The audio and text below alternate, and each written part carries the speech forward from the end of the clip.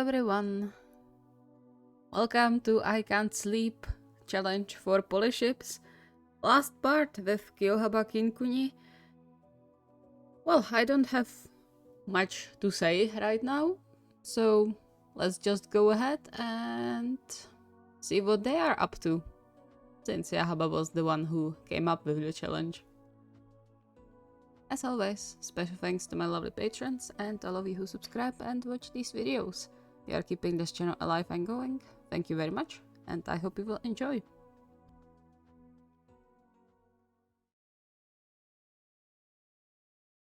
To Yaba's surprise, the challenge he came up with was doing pretty good, judging by the messages flying around in the group chat.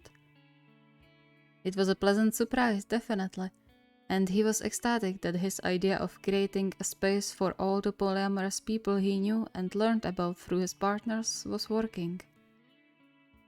Truly uplifting feeling. Sure, the challenge caused the participants to disturb their partner's sleep, but he was of the opinion the reactions were worth a few sleepless minutes. You look awfully content with yourself. He raised his eyebrow at Kyotani, sitting opposite him, resisting the urge to kick him under the table. He could miss and kick Kunimi on accident. He didn't want that. And can't I be happy sometimes? I'm not saying that, but that face isn't just happiness. Since when are you expert on my expressions? Since we started dating. Oh, I forgot, last week you were also completely on point, right? Kyotani grimaced, grumbling something under his breath which Yaba rather ignored. Can you keep it down? Some of us are trying to sleep here. A tiny prickle of guilt stunk in Yaba's chest when his eyes strayed to the dark circles under Kunimi's eyes. Judging by the way Kyotani pulled him closer to his side, he had to have similar thoughts. Sorry. You know you can go sleep in bed if we bother you, right? Kunimi just shook his head and snuggled deeper into Kyotani's arms, his new favorite napping place. It was an adorable sight, and while Yaba would also like to get his daily dose of cuddles from Kyotani, he couldn't bring himself to break the still somewhat fragile connection just because he was needy. And besides, if Kyotani's embrace helped Kunimi sleep, he would gladly never get any snuggles again. Well, that wasn't true, but he could try convincing himself he would be fine. Worked every time before. He stood up abruptly, feeling the familiar sting of jealousy he tried in vain to suffocate deep inside of himself for a few weeks already. His good mood gone instantly. Not because he was put on a second trail for now, but rather from the disgust he felt towards himself. How even dare you get jealous of your own boyfriend? What kind of person would do that? Where are you going? I should start on dinner before you comes home. Furrowing his brow, Kyotani seemed to want to protest, but in the end just nodded and pulled Kunimi a bit closer. Okay, let me know if you need help. Sure. He took care of keeping his footsteps quiet, not wanting to disturb Kunimi even further, though he could swear he felt two pairs of eyes looking at him before he rounded the corner to the kitchen. You are messed up. No wonder no one wants to be around you. He froze with a pot in his hand, clenching his jaw against the sudden influx of thoughts he wished to keep buried deep down in his soul, but which kept resurfacing from time to time when he least needed it. Under normal circumstances, Kyotani was there with him, helping him chase his inner demons away. But Kyotani had more important things to take care of right now, and he was being selfish, as always. Sighing, he forced himself to continue with preparations for cooking, hoping he could busy his mind with something else than the obvious, glaring selfishness of his actions and thoughts. In the end, maybe even asking Kindaichi and Kunimi to join their relationship was nothing but a selfish desire to. He hissed when the knife slid off the side of a carrot, cutting into his finger. Annoyed by his own ineptness, he covered the cut with a clean paper towel, wrapping it in a way that allowed him to work further without contaminating everything with his blood. Great. Absolutely great. More careful now, he continued with cutting everything and bringing it to a boil, and only snapped out of focus when he heard the main door open. A moment later, Kindaichi's head appeared in the doorway, clapping his mouth shut when Yaba held his finger over his lips and motioned to the living room. The soft smile brightening Kindaichi's face could bring anyone to their knees, Yaba included. If it was aimed at him, that is. He lowered his head back to the cutting board, jumping slightly when the long arms wrapped around him from behind. Sleepyheads are at it again, huh? Despite his earlier thoughts, Yaba had to smile at that image. Are they both out already? Yep, like a light. No wonder. Ken was exhausted after practice, and Akira... well, thank goodness he's sleeping. Do you need help with something? I'll just take a shower and I'm at your disposal. Yaba hesitated for a beat, the temptation to say yes growing stronger. But Kindaichi just arrived, surely tired after the whole day at work. He couldn't make him help out with dinner on top. No, it's fine. Go rest, I can manage. You sure? It's not a problem.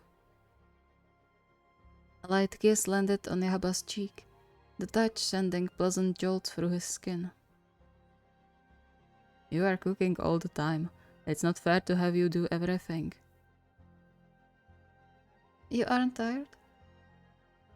Not that much to not help you.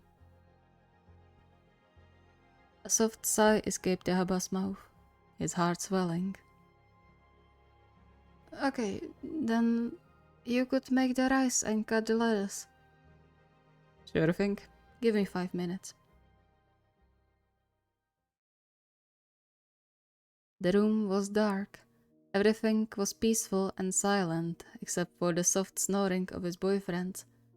And yet, Yaba lay wide awake on the edge of the bed, unable to stop thinking.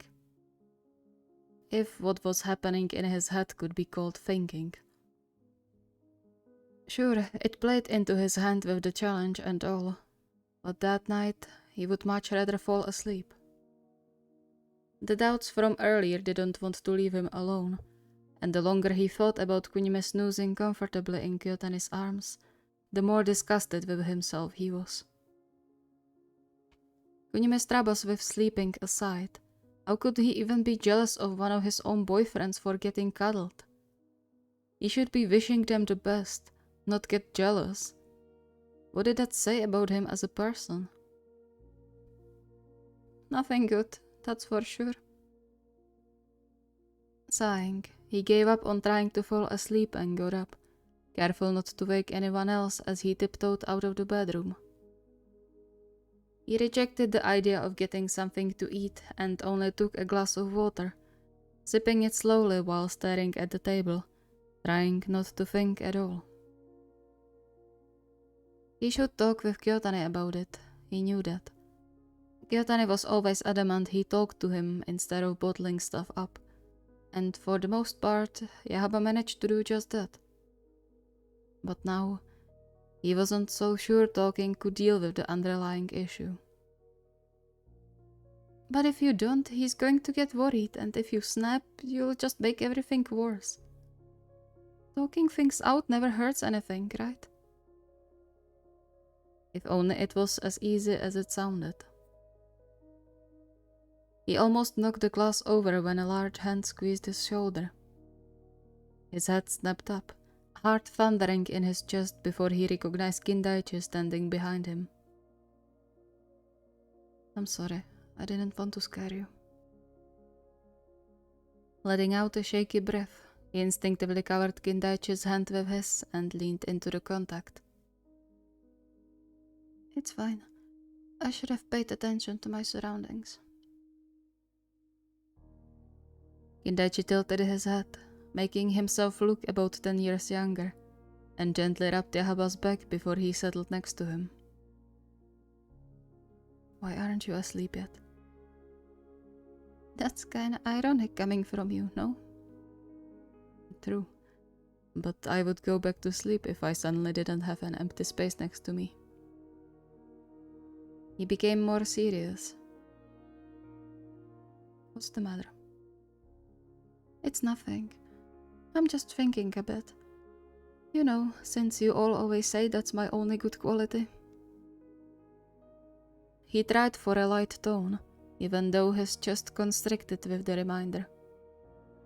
Of course, he knew they were just joking and didn't mean to be critical in any way, but still.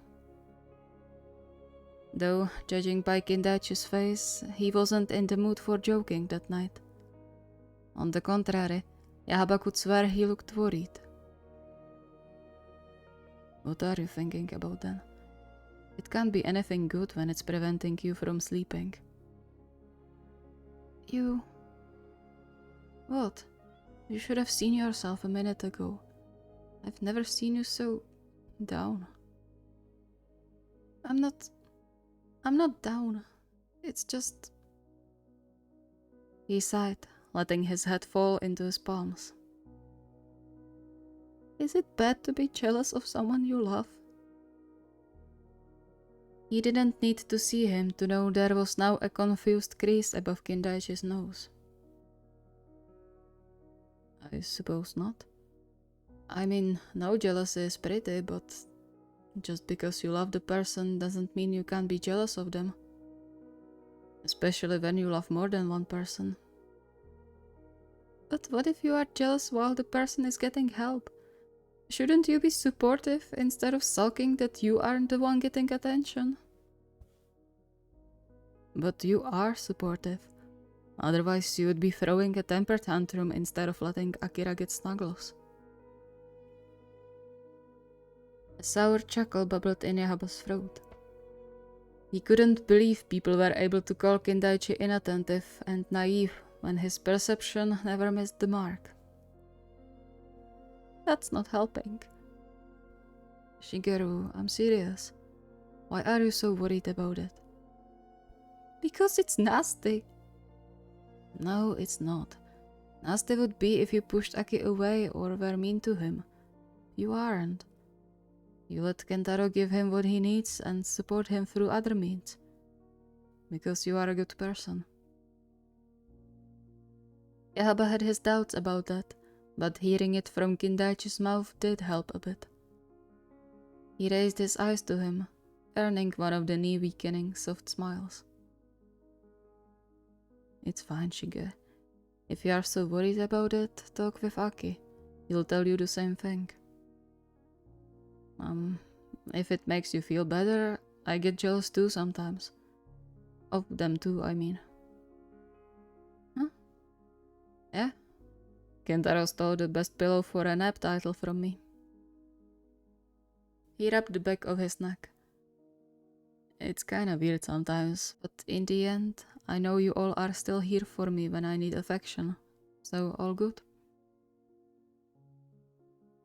Yaba blinked in surprise, a quiet hum leaving his mouth. Maybe talking could help in the end. Okay, I'll talk with them.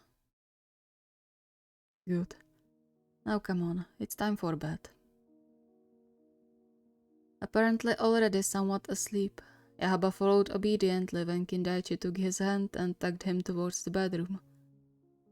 It still took him a while to actually fall asleep, but being surrounded by the familiar warmth of their relationship did wonders for his troubled mind.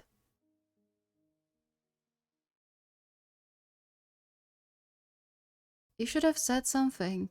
I would stop hogging his attention. No, that's not... It's fine. You don't have to hold back or anything. He's your boyfriend too. I wanted you to know and apologize for being unreasonable. 2 days passed since Yaba spoke with Kachi at night, but it was only now that he collected enough courage to talk to Kunimi about it. Though this wasn't how he expected the conversation to go. Kunimi pressed his lips together, clasping one of Yahaba's hands in both of his. It's not unreasonable, okay? You two have been together for much longer than me and you. Of course it's strange for you to share. But we've been together for almost a year, and I was the one who suggested being together. And that doesn't mean you are already used to things. Besides, I've never had so much trouble sleeping as now. Situation changed. Of course you are a bit thrown off. Yaba sighed. He couldn't believe Kunimi's words. Couldn't believe he wasn't even a little bit upset, nor did he have a single deadpan remark he was known for. Instead, he heard him out without interruption, and was nothing but kind to him about the whole thing. Okay, how about this? You'll tell me everything that's on your mind, and I'll be completely 100% honest with you about it in return. You weren't before? I was. I just need you to drill it into that pretty head of yours. Yaba blushed. You sound like Ken now. Good. Come on now. And no secret keeping to spare my feelings. I'm not going to judge, I promise.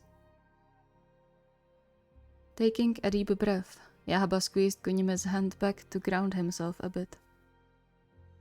What Kunimi wanted from him was scary. He probably didn't know about the knot forming in Yaba's throat whenever he wanted to speak his feelings out loud, or about the tiny but persistent voice whispering in his ear at any point when his willpower wavered. But he also trusted Kunimi with his life, and by extension, with his heart too. He took a bit to collect his thoughts before he spoke up. I'm scared. I know it's unfair to think like this, but whenever I see you and Ken together, it feels like I'm being left behind, and I get scared. It's stupid, I know. I know that if I asked any of you to hug me, you would. Well, probably. I'm trying not to let that mindset take over, I swear, but it's difficult sometimes. He looked away, unable to hold Kunimi's gaze any longer. It was strange to tell him all that, something only he and Kentaro knew about so far. He hated burdening his partners with his inner issues. Hated being the issue.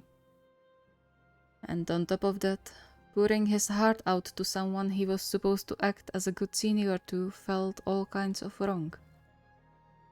But if his mind was about to cause trouble, it was better for all of them to know why it was happening, right? For a while, the flat fell into a complete silence that made Yaba squirm in his seat. Then, Kunimi tugged gently on his hand, making him look up again. Thanks for telling me that. I had no idea it was this bad. I swear I'm not trying to take anything away from you. Just give me a while, I'll get used to it and it's going to be fine. Stop, please. Stop putting yourself in the second place. We are your boyfriends. We aren't supposed to make you feel alone. He cleared his throat, his face even as ever as he straightened up a bit to seem more professional. Well, I promised to be completely honest, so listen carefully, okay? I'm not upset with you for feeling the way you do, and I don't blame you in the slightest. I promise we would never leave you behind. Kentaro definitely not. You are no less than his world. Huh? And you know he's loyal to a fault. I know, but... And concerning me, I never leave the people I love. So, if you ever feel lonely, just come to us. I can guarantee neither of us will turn you away. Yaba could about cry. If with happiness or from finally letting his fear out, he wasn't sure. But shedding a few tears didn't sound all that bad. He should have known better. After all, he had known his boyfriends long enough already. Yet, the seriousness in Kunimi's voice rendered him speechless for a moment.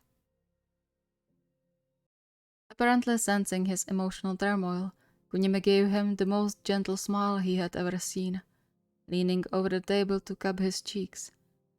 Something he had only ever done to Kindaichi to calm him down. Hey, you said it. We are boyfriends now. So let's get through this together, hm? Yeah, let's.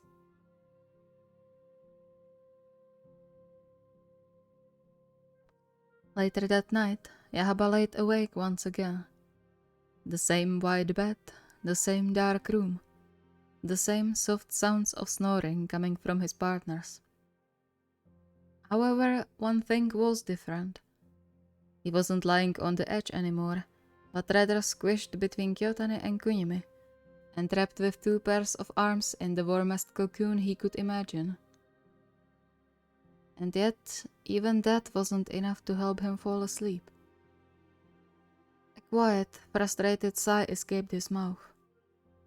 When he came up with the challenge, it was for fun. He didn't expect he would actually have trouble sleeping. At least Akira isn't alone in it.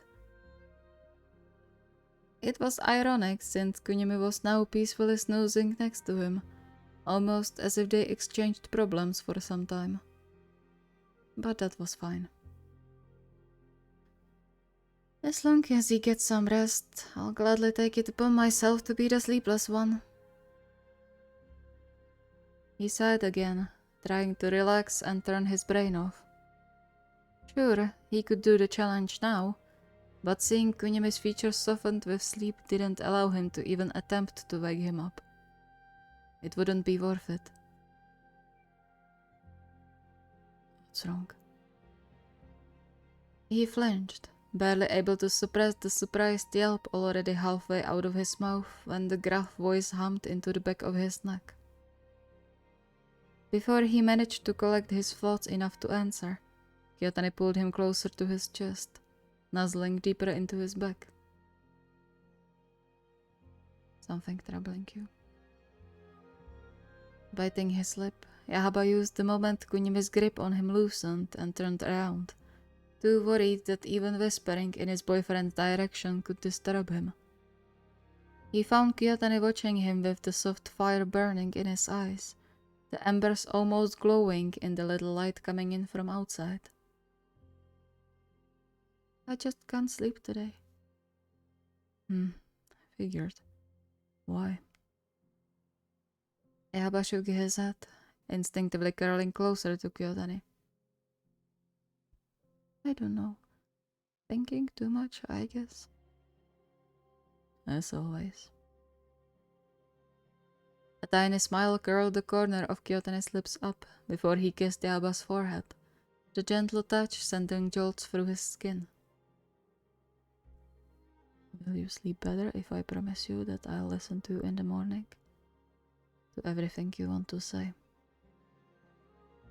Maybe? Let's try it then,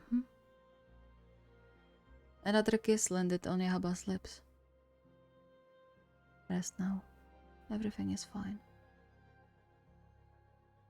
Yaba no less than melted into Kyotani's arms, his heart beating so loud he was sure everyone in the room had to hear it. And yet, he hadn't felt more at peace in the last week or so than in that very moment, surrounded by nothing but love and understanding. And while he wasn't sure how much from what he told Kunimi he would be able to tell Kyotani, Just the promise of being heard meant the world to him.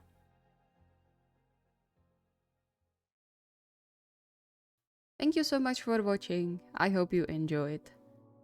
It was interesting, definitely, to try writing challenges for Polyships this time. And it has kind of like a charm to itself, I suppose. As I said last time, it's a bit more difficult than the monoship challenges because you have to write reactions of 3 or /2 people to one person in the same thing, but still, it's super fun and I will definitely do something like this in the future. There was a poll on the community tab and I'm honestly surprised about the result, but hey, it is what you want. Let's do it. If you have any requests or ideas, the request form is linked in the video description. See you next time.